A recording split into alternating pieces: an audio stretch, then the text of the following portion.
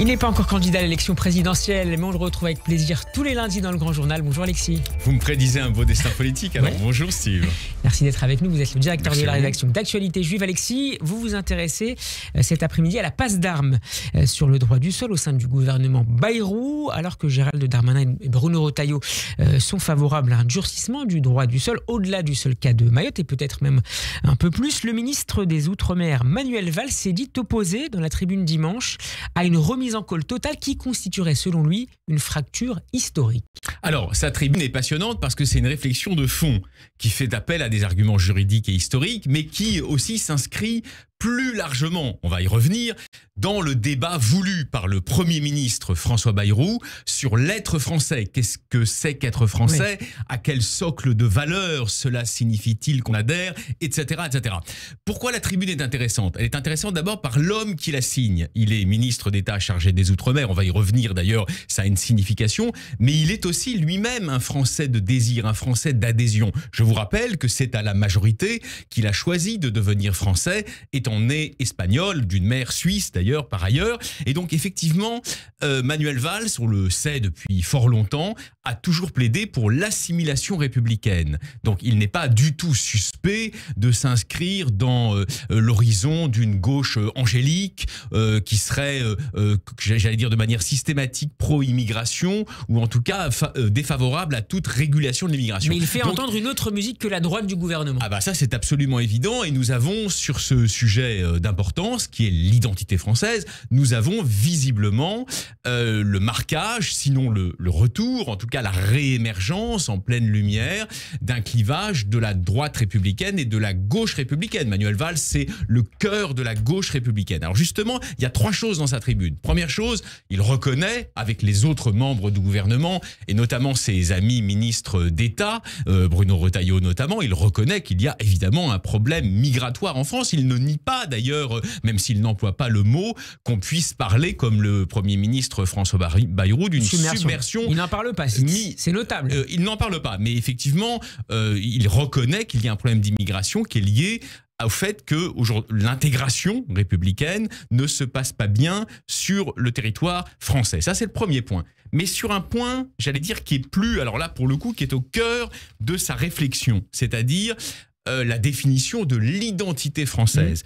Il s'inscrit en fait, alors là vraiment nommément, dans le cours le plus intérieur de notre longue histoire, car j'ai fait des recherches, le ius soli, il a été proclamé une première fois, voilà, le droit du sol, il a été proclamé une première fois sous le règne de Louis X le Hutin, c'est au XIVe siècle, en 1315, et ensuite réaffirmé dans plusieurs édits successifs, notamment en 1515. Donc il appartient au cours le plus intérieur de notre tradition. Que signifie-t-il? Très concrètement, c'est que pour devenir français, on n'a pas besoin d'être l'enfant de parents possédant eux-mêmes. Ce n'est pas une invention de la République. Cette nationalité, ça n'est pas une invention de la République. Comme beaucoup de choses d'ailleurs, la République a repris des héritages de la monarchie. Il n'y avait pas que du mauvais dans la monarchie, contrairement à ce que croient des esprits sectaires du côté de la France insoumise. Et Manuel Valls va donc plus loin, au nom de cette vision de la France, dont je vais dire un mot après parce qu'elle est très nuancée, dialectique, passionnante et fondamentalement républicaine. Il nous dit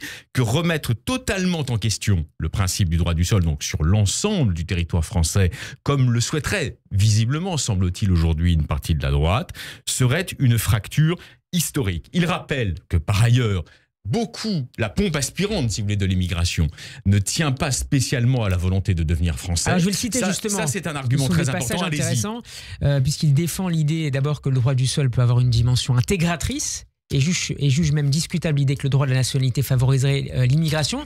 Et je le cite encore, personne ne vient en France avec pour objectif d'acquérir la nationalité. Il est clairement c'est vrai. En désaccord avec Gérald Darmanin et Bruno Retailleau.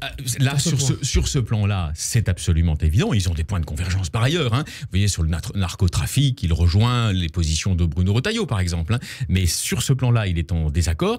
Et il ne pense pas que la solution à la crise migratoire que connaît la France serait l'abolition du ius soli, du droit du sol. Et par ailleurs, c'est vrai qu'il y a un argument très fort. Quand on demande à devenir français, à la majorité, quand on n'a pas des parents français, quand on demande, ça peut participer justement de cette adhésion volontaire, de cette espèce de manière d'épousaille des valeurs françaises républicaines. Et donc, paradoxalement, ça peut avoir, il a parfaitement raison, Manuel Valls, un effet intégrateur.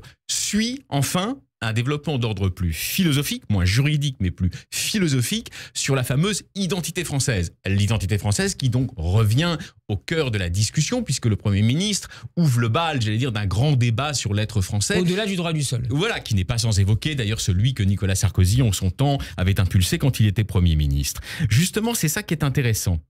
Il refuse définitivement, pour toutes les raisons que nous venons de dire, et aussi parce qu'il est un républicain de gauche qui parie sur l'assimilation à la culture française.